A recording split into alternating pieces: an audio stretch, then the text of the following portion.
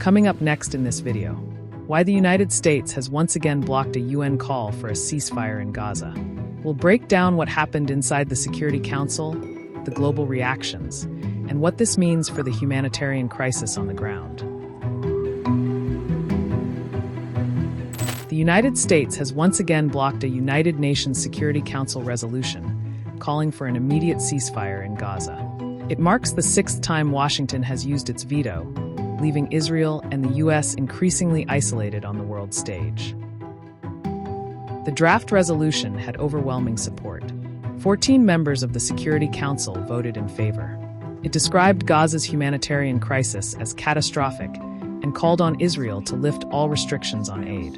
But the U.S. disagreed.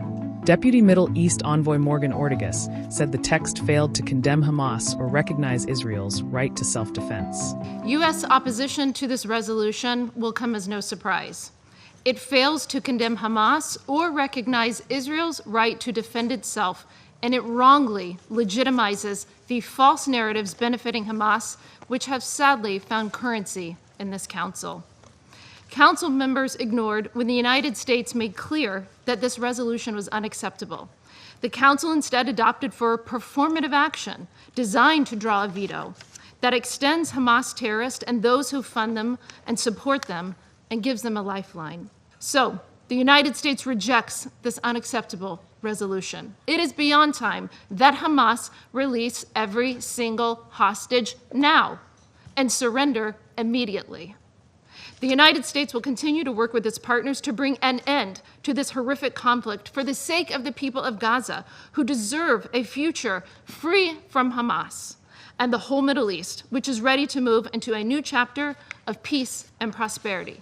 For these reasons, the United States of America will vote against the draft resolution and urges delegations to join us in voting against it. The veto drew swift and emotional responses from UN diplomats. I shall put the draft resolution to the vote now. Please raise their hand.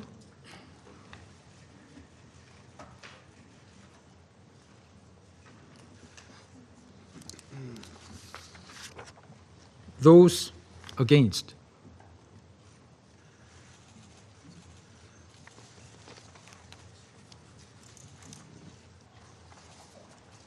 The result of the voting is as follows: 14 votes in favor, 1 votes against, 0 abstentions.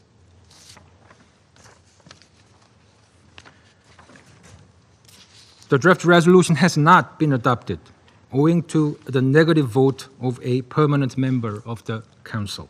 Palestinian Ambassador Riyad Mansour called it deeply regrettable and painful. Babies dying of starvation, snipers shooting children in the head, civilians killed en masse, families displaced again and again from ruins to ruins and from death to death, UN personnel and doctors and humanitarians and journalists targeted, devastation and destruction rained down, pulverizing an entire society. And Israeli officials openly mocking all of this and praising the real state value of Gaza. This draft resolution represents the bare minimum that humanity, legality, and morality dictate.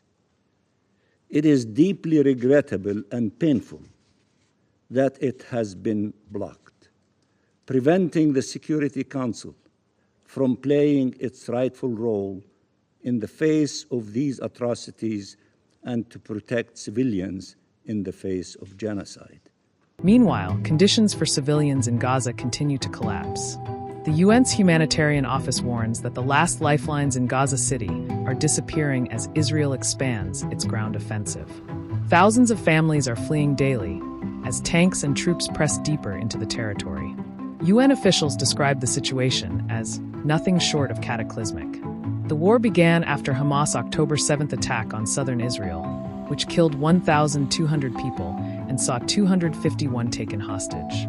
Since then, Gaza's health ministry reports more than 65,000 killed in Israeli strikes. Another 435 people have died from starvation and malnutrition, including 4 children in just the past 24 hours. This latest Security Council vote comes days before world leaders gather for the UN General Assembly. For the first time, key U.S. allies, including the United Kingdom, are expected to formally recognize an independent Palestinian state. But as diplomacy stalls, the humanitarian disaster inside Gaza continues to deepen.